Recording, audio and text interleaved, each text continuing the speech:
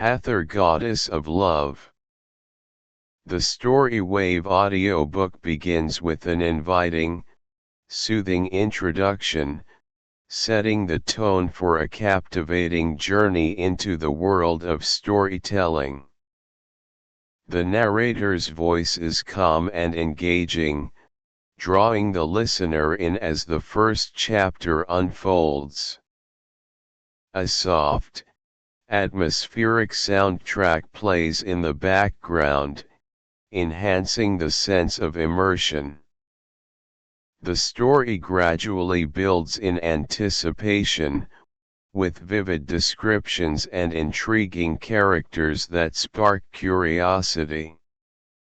Listeners are encouraged to relax, close their eyes, and let the unfolding narrative transport them to a different world where imagination knows no bounds. Picture yourself as a bird, light and free, with wings spread wide as you glide effortlessly through the air. Imagine you are flying over a lush, vibrant glade in the heart of ancient Egypt. Below you, the Nile stretches out like a ribbon of life, nourishing the land. Surrounding you is a vast expanse of emerald green, punctuated by the vivid blues of water and the rich browns of the earth. As you soar higher, feel the warmth of the sun on your feathers and the gentle breeze that lifts you with ease. There is a harmony here, a perfect balance between the sky above and the earth below. With each beat of your wings, you feel more connected to the elements, a part of the world's natural rhythm. Dive lower to skim over the top of the Nile, watching as the sunlight sparkles on the surface like countless diamonds in motion. The air is filled with the fresh scent of water mingled with the earthy aroma of the fertile banks. Hear the soft sounds of the river, the rustle of the reeds, and the distant calls of other creatures that make their home along this life-giving river. Turn your wings toward a beautiful glade nearby, lush and inviting. As you enter the glade, notice the variety of trees, their branches stretching toward the sun, leaves whispering secrets of the ancient land. The colors are more vivid here, the air richer, and every breath you take fills you with peace. Glide down to perch on a sturdy branch of a grand old tree that offers a commanding view of the glade. From this vantage point, you can see everything: the dance of small animals on the forest floor, the flutter of insects in the air, and the gentle sway of flowers in the breeze. As the sun begins to set, casting golden hues across the land, you notice a group gathering below. Among them are figures who shine with an ethereal light, gods walking among mortals. They come together in harmony, their voices blending with the natural sounds of the glade, creating a symphony of whispers and laughter. Rest here on your branch, a silent observer of this rare and magical meeting. Feel the privilege of witnessing such a moment, where the divine and the earthly mingle freely. Let the tranquility of the scene fill you, the peace of the glade envelop you. And it is here, at this meeting of gods and mortals, that our story begins. In the heart of the sacred grove, time seemed to stand still. The towering trees, with their thick trunks and wide branches, formed a canopy above. The light filtering through cast a golden glow on everything it touched. Leaves rustled softly, their movement blending with the sweet song of birds hidden in the treetops. A gentle breeze carried the scent of wildflowers, cool and soothing, as it danced along the grove's edge. At the center of this tranquil sanctuary sat Hathor, the goddess of music and love. She was calm, poised, and nurturing. Her eyes reflected a deep well of wisdom that had spanned the ages.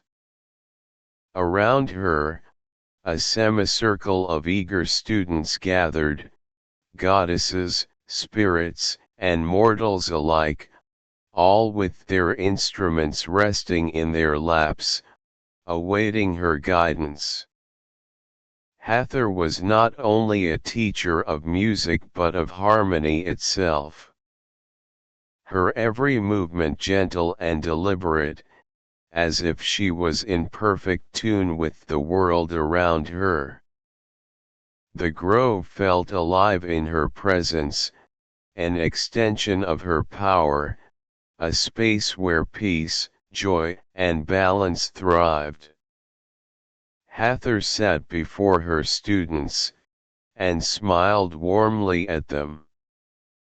With a graceful movement, she raised her sistrum, the delicate instrument shimmering in the filtered sunlight. As she shook it gently, a soft, rhythmic jingling filled the air. It wasn't just a sound, it was a pulse, a heartbeat that connected everything. Listen closely, Hathor began, her voice as soothing as a lullaby. Music is not just something you play.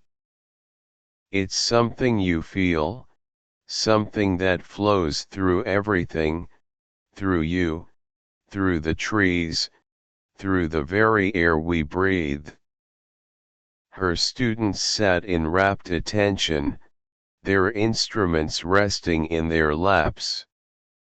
A young goddess held a golden harp, her fingers poised to pluck the strings. A spirit beside her cradled a flute, the silver instrument gleaming softly. Hathor continued.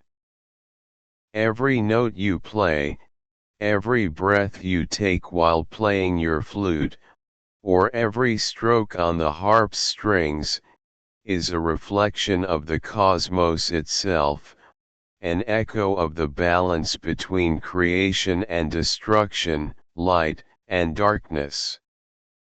Music is woven into the very fabric of the universe, much like our lives. She paused, her eyes sweeping over her students, catching the slight furrow of brows as some struggled to grasp the concept. Hathor smiled gently and picked up the sistrum once more. Let me show you. With a nod, she motioned to one of the students to begin playing her harp. The student hesitated for a moment, then plucked a string. The sound was pure, though unsure, as if it lacked something deeper. Hathor tilted her head, listening with care. Do you hear it? She asked, her tone encouraging. Your fingers are creating sound, yes, but they must also create harmony. Close your eyes, feel the music. Feel the world around you. Let it guide your hands. The student closed her eyes, her fingers hovering over the strings once more. This time, when she played, the sound was different, richer, fuller, as if the grove itself had joined in the melody. A soft breeze swept through the trees, and Hathor nodded approvingly. "That," she whispered, "is the essence of music. It is more than notes, more than sound. It is balance, harmony, life itself." The grove seemed to hum in response, as if agreeing with her words. The students sat silently, absorbing the wisdom she offered, realizing that the lesson wasn't just about mastering an instrument, but about understanding how music mirrors the balance of all things. As the students played, their music mingling with the sounds of the grove, a subtle shift began to ripple through the air. The warm, golden sunlight that had bathed began to dim. A cool breeze swept in. Overhead, the once clear sky was now dotted with dark clouds. The change wasn't drastic, but it was enough to cause a few students to pause, their eyes lifting toward the sky with concern. Hathor sensed the shift immediately. She straightened in her chair, her gaze calm as she glanced toward the horizon. The light was beginning to dim, the air growing just a touch heavier. She knew what this meant. Ra's temper was stirring, his restlessness beginning to spread across the heavens. The students, however, did not fully understand. They exchanged quiet, uncertain glances. The change worried them. "We will end our lesson here for today," she said softly, her voice as soothing as ever. She stood, her eyes gentle as she reassured the group. "Remember what we have learned. Music brings balance, and balance will always be restored." As the last of her students gathered their instruments and left the grove, the peaceful hum that had filled the air began to dissipate, replaced by an unsettling stillness. Hathor remained where she stood, her eyes fixed on the sky as the dark clouds thickened.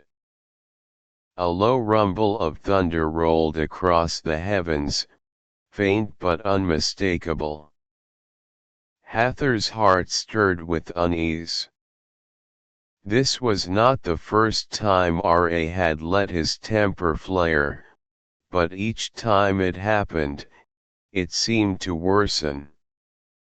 Ra's fury was gathering strength, and soon it would spill over, affecting not only the gods but also the mortals who depended on his light.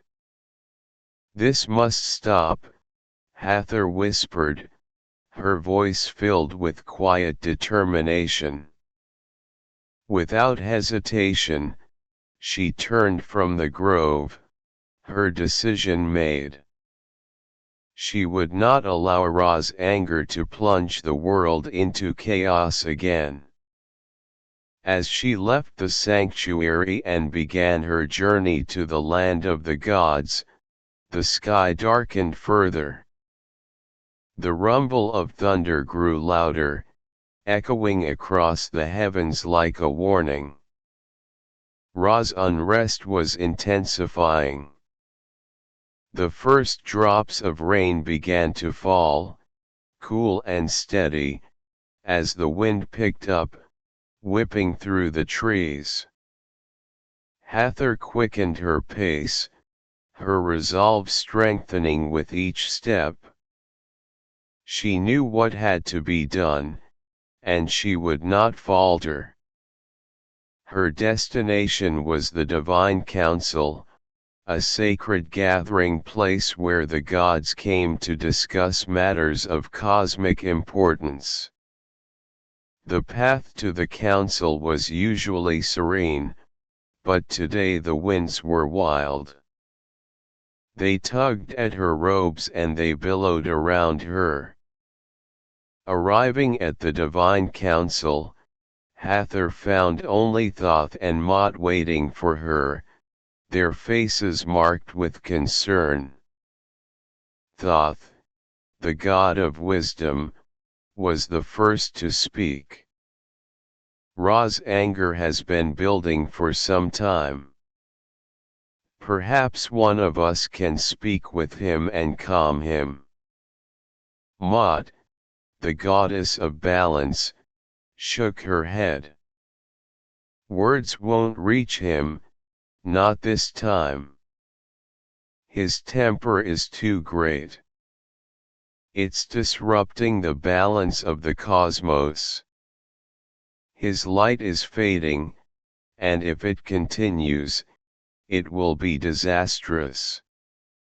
Hathor looked between them, understanding the gravity of their words. And what of the others? Bastet, Isis. Will they help? She asked. Thoth sighed. They fear Ra's anger. None wish to face him in this state. Hathor nodded, undeterred. Then I will go. Ra needs to be reminded of the beauty he protects, and of the joy he brings. Music has the power to reach the heart when words cannot. Mot stepped forward and handed Hathor a small golden scale. Take this, a symbol of balance. May it guide you in restoring Ra's. With their blessing, Hathor left the council, her resolve unshaken. She would face Ra herself, knowing that only through harmony and love could his fury be quelled. Hathor began her ascent toward Ra's palace. The celestial path before her stretched endlessly, a vast and shimmering expanse of stars and swirling cosmic energy. Normally, the journey through the heavens would be peaceful, filled with the soft glow of stardust and the steady hum of the universe's rhythm. But today, the balance was off. The first sign of Ra's fury came as a blast of hot wind, sudden and fierce. It whipped through the heavens, causing the stars to flicker. Hathor paused for a moment, then reached for her sistrum. She shook it gently. The rhythmic jingling filled the air, weaving a soft melody that cut through the harsh winds. Slowly, the storm began to ease, the winds calming under the influence of her music. The stars steadied, their glow returning. As she continued her journey, the temperature around her grew stifling, the air heavy with Ra's unrest. The ground beneath her feet trembled, cracks appearing in the celestial landscape as if the very fabric of the cosmos was beginning to unravel. Hathor remained calm, though her heart ached for Ra and the pain that was spilling out into the universe. She continued to play her sistrum, the gentle sound restoring peace wherever she went. Along the way, she encountered other celestial creatures whose lives had also been disrupted by Ra's growing temper. A shimmering goddess of the dawn approached her, her face etched with worry. "Hathor, do you truly believe you can calm Ra?" she asked, her voice trembling. "His anger has grown too wild. We fear it may consume everything."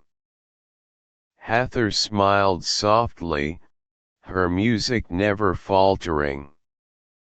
"I must believe it," she replied, her voice steady and full of resolve. "Ra is more than his anger. There is light within him, even now. I will remind him of it." The goddess looked unconvinced, but she nodded in understanding. "Be careful, Hathor. His fury could destroy you." Further along the path, a celestial lion crossed her way, its golden eyes glowing with unease. "Turn back, goddess," it growled, pacing before her. "Ra's fire burns too bright. You won't survive its heat." But Hathor remained resolute, her fingers still moving gracefully over the sistrum. "I will not turn back," she said gently. "Ra is not lost to us. He is simply forgotten. I will remind him of who he is." As she moved closer to Ra's palace, the disturbances around her began to intensify. The sky grew darker, and the palace itself, once radiant and full of light, loomed ahead like a shadow on the horizon. Hathor's heart ached at the sight. This was not the radiant sun god who brought life to the world each day, but a god consumed by his own anger. She stepped closer, passing through the palace doors, where the very air inside seemed thick with tension and heat. Ra stood in the center of the throne room, pacing with a fierce intensity. His eyes burned with molten light, and the flickers of fire that danced across his skin were a reflection of the turmoil within. Each step he took seemed to shake the heavens, his anger manifesting as waves of heat and shadow that rippled out from him. The sun god paused, sensing Hathor's presence. He turned, his blazing eyes narrowing as they met hers. "Why are you here?" he growled, his voice rumbling like distant thunder. Hathor remained silent, her expression gentle but determined. Without a word, she raised her sistrum and shook it gently. The soft jingling filled the air, cutting through the oppressive tension of the room. The sound, light and delicate, contrasted sharply with the fury that roared around them. At first, Ra flinched, his anger flaring. The storms outside seemed to respond, the winds howling louder, lightning cracking through the sky. "You think your music can calm me?" he spat, his voice still hard, though there was a flicker of uncertainty in his gaze. Hathor did not respond. She continued to play, her music steady and soothing. Each note of the sistrum was a reminder, a reminder of balance, of harmony, of the world that Ra had helped create and protect. The melody rose and fell gently, like the ebb and flow of the seasons, or the steady cycle of day and night. Ra's pacing slowed, though his light still flickered with anger. He stood still, his breath heavy, as the music wrapped around him. The storms outside began to ease, the winds growing softer, as if they too were listening to Hathor's song.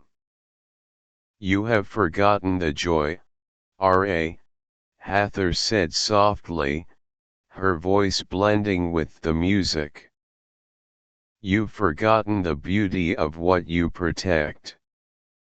The world thrives because of your light, because of the love you bring to it. Let me remind you." R.A. clenched his fists, but his fire dimmed slightly.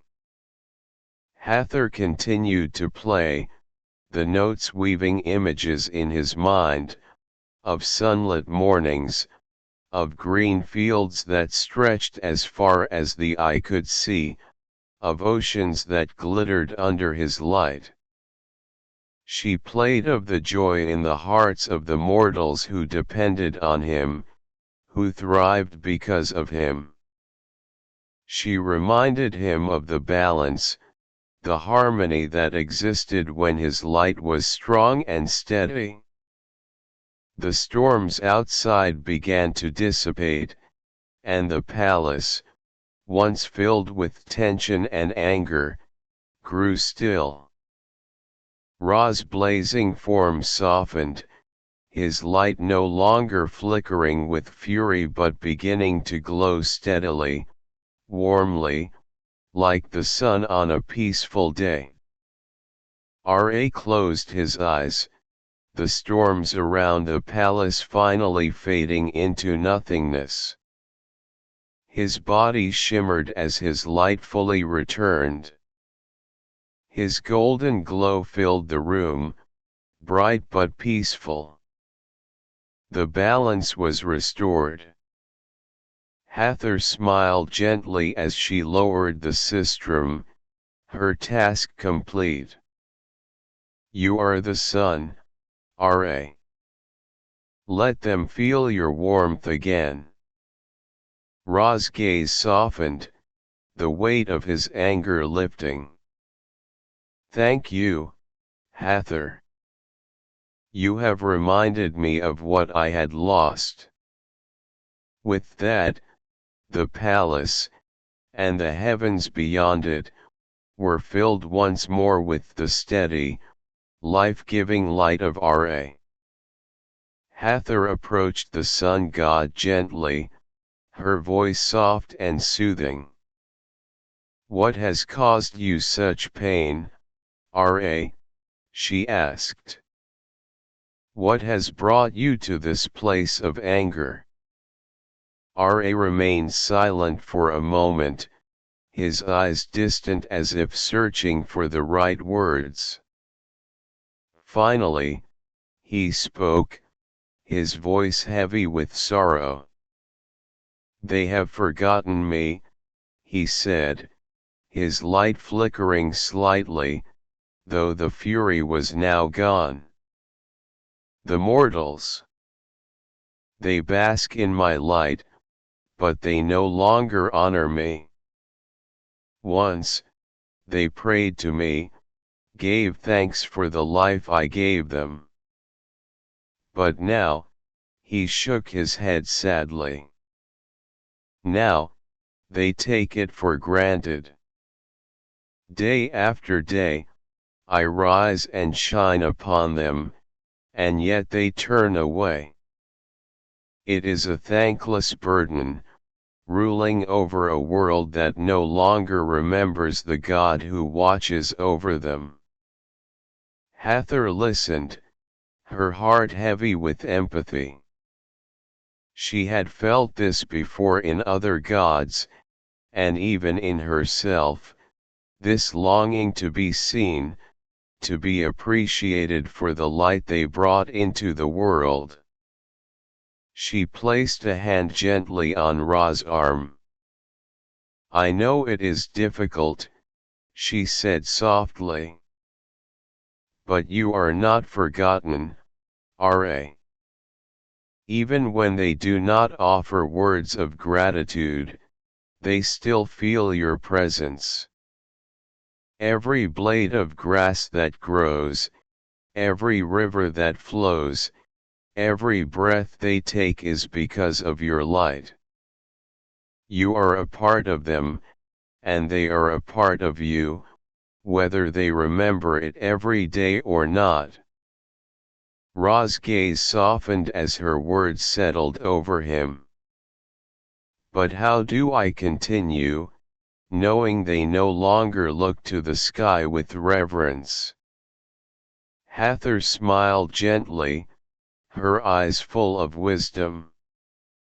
"Even gods must find balance within themselves, Ra. You cannot let their neglect cloud the joy that still exists.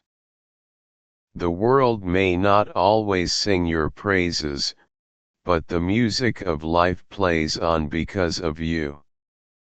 Your light is more than just power, it is warmth, joy, and peace. That is what you give, and that is what will always be remembered, even in silence."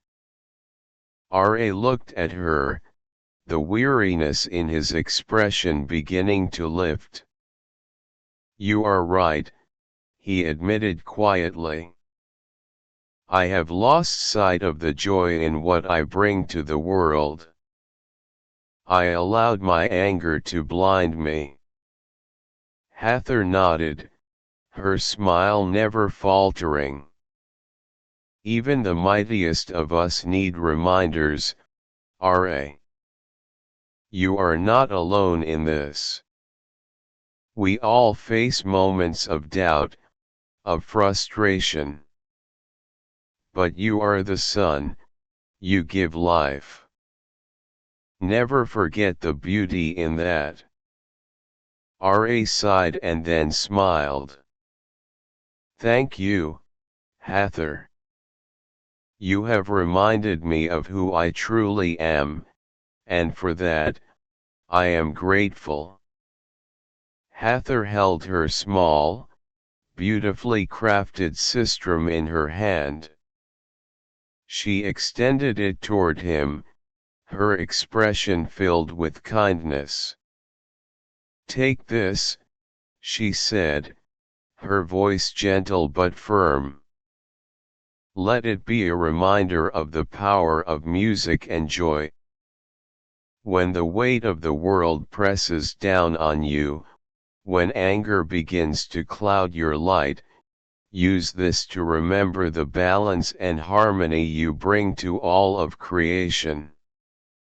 Ra accepted the sistrum, his fingers brushing over its intricate design.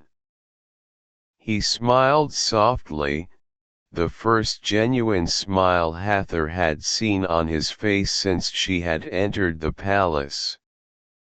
"I will remember," he promised, his voice now filled with peace. "You have given me more than a token, Hathor. You have given me back my light."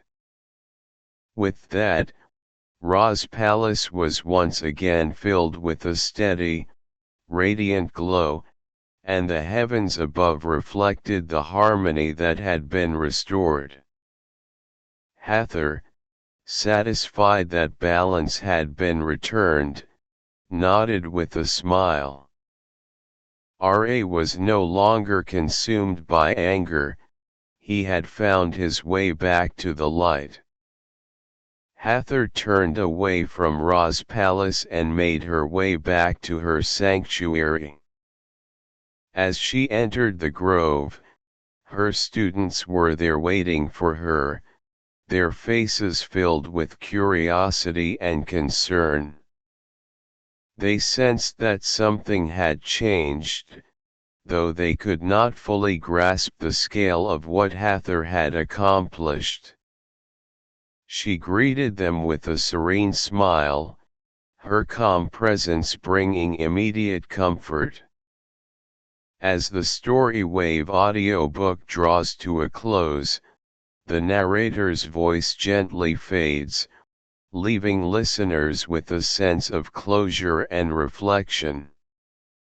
The final moments of the story resonate deeply, with themes of growth, transformation, or discovery, depending on the plot. The music softens, and the final words are spoken with a thoughtful cadence, allowing the listener to savor the experience. As the audiobook concludes, the silence that follows feels like a calm wave washing over, providing space for the story to settle into the heart and mind. A closing message might invite the listener to explore more tales, offering a seamless transition for future adventures.